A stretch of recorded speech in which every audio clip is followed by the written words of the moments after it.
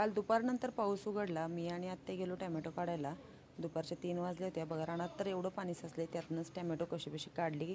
चालता येत नव्हतं नीट, पण तसेच टॅमॅटो काढले. 10 कॅरेट 7 वाजेपर्यंत काढली आम्ही. अंधार पडोसपर्यंत टॅमॅटो काढले.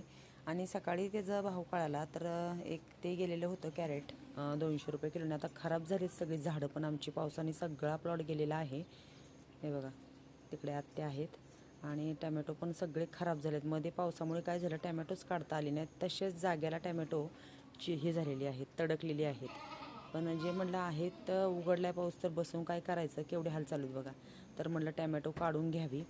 हे बघा एवढं पाय जात आहेत. त्यातनं आम्ही 10 कॅरेट काढले होते. माणसाला थोडंसं चालायचं जर म्हटलं तर ह्यातनं नको वाटतंय. पण आम्ही दिवसभर ह्या चिखलात होतो. अक्षरशः नंतर तर थंडी वाजायला लागली. कसे आम्ही 10 कॅरेट काढले. म्हटलं ठेवण्यापेक्षा आणि आपण बसण्यापेक्षा तेवढंच मनाला समाधान वाटतं की काढले, नेले, गेले म्हणून काय केलं आम्ही 7 वाजेपर्यंत टॅमॅटो काढली.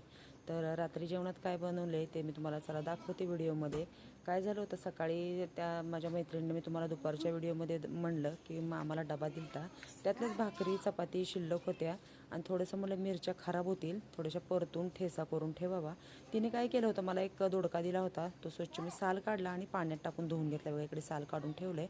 बसायच्या ठिकाणी तर एवढं ओलला व्हायला लागले की काय विचारायची सोय नाही. पण तसंच काय केलं, थोडेसे वेपर्स गणेशला तळून दिले, मीठ आणि हे करून लाल तिखट घालून. आणि आता म्हटलं ह्याचा ठेसा बनवावा. तर काय झालं, रवा मामांना जे बघायला येत होते सगळेजण ऑपरेशन झाल्यावर रवा खूप झाला आहे. मग म्हटलं भात करण्यापेक्षा थोडासा शिराच करावा. मावशीने मध्ये तूप पण आणून दिलेलं आहे, ते तूप तसंच आहे. तर म्हणून मी काय केला, थोडासा शिरा केला. त्या तिघांसाठी थोडा गरमागरम असा शिरा केला. आणि दोडक्याच्या भाजीचा व्हिडिओ घ्यायचाच विसरले. एक दोडक्याची छान अशी मी मोकळी भाजी केली होती आणि त्यांना शिरा. आम्हाला काय केलं आहे, 2 ह्याच्या भाकरी केलेल्या आहेत. म्हणजे पीठ असतं ह्याचं भगरीचं पीठ, त्याच्या भाकरी आणि ठेशासोबत खावं म्हणलं. तर मला ना एका ह्याच्यावरनं आयडीवरनं कमेंट सारखी, म्हणजे बरेच वेळा ती कमेंट आलेली आहे, पण लक्ष नको म्हणून मी ती कमेंट्स अक्षरशः डिलीट करून टाकते. ते कोण जे असेल ताई दादा, त्याला बहुतेक आमच्या परिस्थितीची ना टिंगल वाटते. आम्ही जे टाकतोय ते व्हिडिओ म्हणून टाकतो. तुम्ही बाकीच्या ज्या व्हिडिओला किती लगेचच कसं बाकीच्या चॅनल, म्हणजे जे कोण असेल यूट्यूबर त्याला वर आणता, पण एखाद्याची खरी परिस्थिती आहे त्यांना तुम्ही त्यांच्या परिस्थितीला साथ देत नाही, आहे का नाही. तर तो जे कोण आहे ताई दादा, त्यांना ना नसताना बघायचं तर बघू नका. त्यांना मी सकाळी एक व्हिडिओ टाकली, ते म्हणतात रोज तेच काय दाखवते. तेच नाही, जे आहे तेच दाखवते, जे खरं आहे तेच दाखवते. खोटं काय आम्ही भांडण करतोय ते दाखवत नाही आहे, जे आहे तेच दाखवते. खरंच ना माणसाला माणुसकी राहिली नाही. हे बघा जनावरं, जरा जनावरांचं शिका.